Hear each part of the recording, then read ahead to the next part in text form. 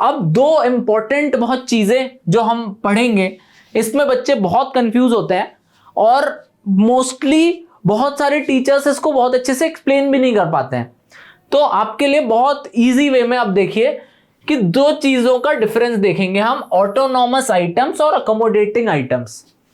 इतने भारी भारी शब्द को इतने इजी वे में एक्सप्लेन हो जाएगा कि आपको फिर ये भारी लगेंगे ही नहीं।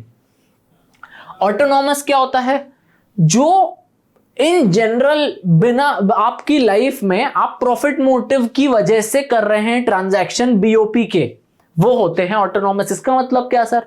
इसका मतलब ये कि इंडियन फैक्ट्री ऐसा माने कुछ बना रही है, ये क्लॉथ बना रही है ऐसा मान लो, और चाइना में एकदम से बहुत, चाइना के मार्केट में एकदम से धूम मचा दी इस प्रोडक्ट ने कि ये जो गमछा बनाता है या ये जो टॉवेल बना रहा है, ये इतनी अच्छी क्वालिटी, इतना फंकी डिजाइन का कहीं नहीं मिलता है, तो इंपोर्ट करना चाहिए।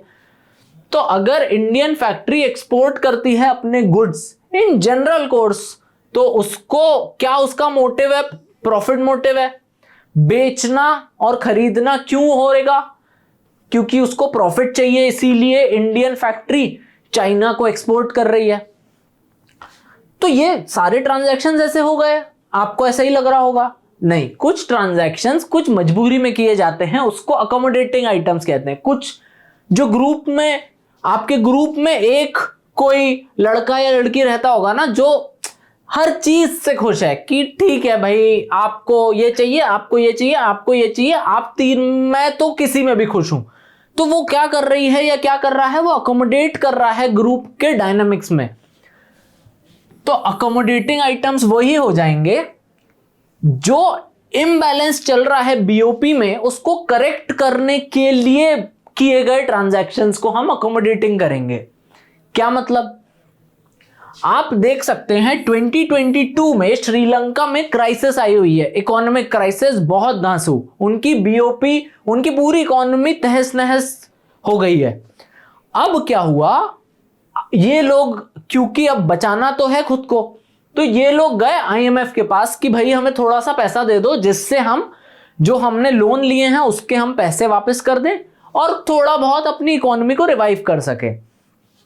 अब क्या श्रीलंका लोन इसीलिए ले रहा था कि उसको प्रॉफिट कमाना था, या उसको वो एक का डबल करके देने वाला था आईएमएफ को? बिल्कुल नहीं था। ये इसका मोटिव ये था, मैं खुद को बचा लूं भैया, तुम प्रॉफिट की तो बात बाद में करना, अभी तो मेरे को खुद को बचाना है। तो बीओपी क्राइसिस में आईएमएफ जैसी पिल्स देता है, पैसे की पिल्स, इनकी हालत खराब है। आईएमएफ से ये लोग लोन इसीलिए ले रहे हैं क्योंकि इनको अपना बैलेंस ऑफ पेमेंट क्राइसिस से बाहर निकलना है। तो इसका मोटिव क्या हो गया इन ट्रांजैक्शंस का? इम्बैलेंस को करेक्ट करना। इसका प्रॉफिट तो नहीं रह गया, पर यहां पे तो भाई मेरे को जितना बेचने मिले मैं उतना बेचूंगा। यहां पे क्या है भाई? ऐसा नहीं है कि इफरात पैसा इसके पास भी है, ये भी तुम्हें कंडीशंस लगाएगा कि मेरे को इतना पैसा अगर आप ले रहे हो तो ये चीजें अपनी इकोनॉमी में इंपोज करो, और अपनी दुकानें बंद करनी पड़ेंगी आपको, ये वाली जो क्रेडिट पे सामान चलाती हैं, इस टाइप की चीजें ये लोग आईएमएफ देगा आपको। तो ये आपके अकोमोडेटिंग और ऑटोनॉमस ट्रांजैक्शंस आपको मोर और लेस समझ आ जाने चाहिए। अभी हम आगे और इसका थ्योरेटिकल पार्ट पढ़ लेते हैं। थ्योरेटिकल पार्ट में क्या है? इसका डिफरेंस जनरली पूछ लिया जाता है कि अकोमोडेटिंग और ऑटोनॉमस का डिफरेंस क्या है। अब BOP transactions undertaken for profit motive, जो अभी हम देख रहे थे, बड़ा सा एरो बना हुआ था, और यहां के BOP transactions taken free from profits consideration. Sri Lanka का मोटिव नहीं था कि सिर्फ उसको प्रॉफिट चाहिए, उसको तो अपनी इकोनॉमी रिवाइव करना है, वो इतनी ज्यादा हालत खराब है उनकी। तो कवरिंग डेफिसिट और सरप्लस। अगला क्या हो गया? Causes of BOP imbalance. इनकी वजह से ये नॉर्मल कोर्स में जो भी ट्रेड करते हैं, तो या तो फेवरेबल ट्रेड होता है या अनफेवरेबल ट्रेड होता है, उसकी वजह से बीओपी इम्बैलेंस होता है। पर ये बेचारा, ये वही मैं आपको बता रहा था कि जो ग्रुप में वो लड़का या लड़की होता है ना, जो बस ग्रुप साथ में चले के मोटिव से हर चीज एक्सेप्ट कर लेता है, इसीलिए करे कोई भरे कोई वाला सीन है। ये कर रहा है, ये कॉज है, ये रेमेडियल मेजर है कि भैया दवाई मैं लगा देता हूं, तुम इतना घाव करके आए हो। अगला हो गया takes place for both current and capital accounts, movement of goods across borders, क्योंकि ये तो कुछ भी हो सकता है, आप बड़ा लोन भी ले सकते हैं, बड़ा इंपोर्ट एक्सपोर्ट भी कर सकते हैं गुड्स का, पर ये ओनली कैपिटल अकाउंट में होता है क्योंकि आप ऑफिशियल रिजर्व से ऊपर नीचे करते हो सेंट्रल बैंक के। अब आईएमएफ लोन दे रहा है, कभी आपने सोचा कि किसको दे रहा है भाई लोन? पीएम को दे रहा है, प्रेसिडेंट को दे रहा है, कि दुकानों में बांट रहा है? किसको दे रहा है लोन? वो लोन दे रहा है सेंट्रल बैंक को। इसीलिए अकोमोडेटिंग आइटम्स ऑफिशियल रिजर्व जो हम बड़ा सा एक आप ये देख रहे थे, इसमें देखिए चेंज इन फॉरेक्स रिजर्व है, ये किस साइड है? कैपिटल साइड है, क्योंकि आरबीआई का यहां पे रहेगा या किसी भी सेंट्रल बैंक का यहां पे उसका रोल रहेगा, तो इसीलिए वो कैपिटल अकाउंट में रहेगा हमेशा, ओनली कैपिटल अकाउंट। अब होता है above the line items, below the line items, ये हो गया बिलो द लाइन आइटम्स। अब ये चीज हमें कभी नहीं सिखाई गई और बोला कि रट लो इसको, मैं आपको समझाने की कोशिश करता हूं।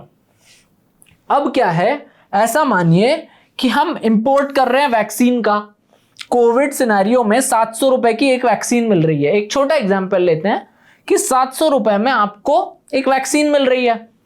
अब वैक्सीन 700 रुपए में खरीदने के लिए आपको कहीं से पैसा आना चाहिए। ऐसा मानिए कि आपकी कंट्री जूट एक्सपोर्ट करती है, पर वो जूट कितना एक्सपोर्ट कर पा रही है? सिर्फ 500 रुपए का। तो भाई इसको यहां पे एक आप डॉटेड लाइन बना लो या स्ट्रेट लाइन ही बना लीजिए। ये जो दो ट्रांजैक्शंस हैं, ये और ये तो नॉर्मल कोर्स ऑफ एक्शन में होते, तो इसको कह देते हैं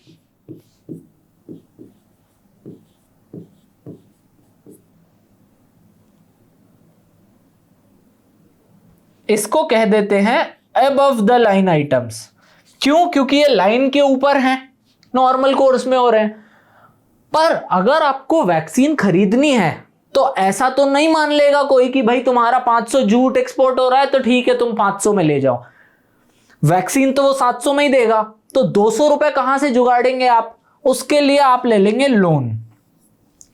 तो जो लोन लिया, ये इनको बैलेंस करने के लिए नीचे लिया गया, इसीलिए इसको इस लाइन के नीचे कहा जाता है।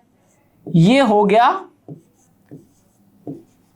Below the line items. ये लाइन है, ये अबव द लाइन आइटम्स हो गए जो नॉर्मल कोर्स में चल रहे हैं, और नीचे वाला क्योंकि इनको 700 करना था नीचे, ये इसका टोटल भी 700 हो जाएगा अब, और लोन के बाद इसका टोटल भी हो जाएगा 700। इसीलिए इसको अबव द लाइन आइटम कहा जाता है, अकोमोडेटिंग को बिलो द लाइन आइटम कहा जाता है।